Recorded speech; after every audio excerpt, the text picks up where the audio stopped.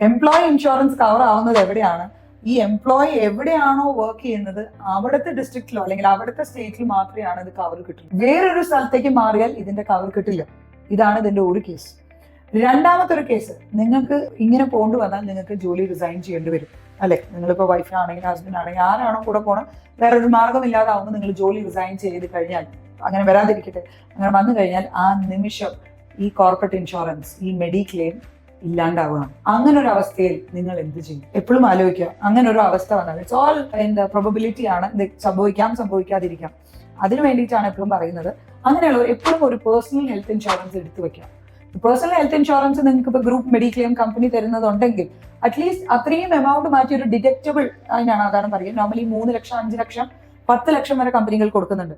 എത്രയാണോ നിങ്ങളുടെ കമ്പനിയുടെ മെഡിക്ലെയിം ഉള്ളത് അതിനെ ഡിഡക്റ്റബിൾ ആക്കി കാണിച്ച്, നമ്മൾ ഓൾറെഡി ഡിഡക്റ്റബിളിന്റെ വീഡിയോ പറഞ്ഞിട്ടുണ്ട്, അതിൽ ചെക്ക് ചെയ്താൽ നിങ്ങൾക്ക് അറിയാം അതെങ്ങനെ ചെയ്യണമെന്ന്.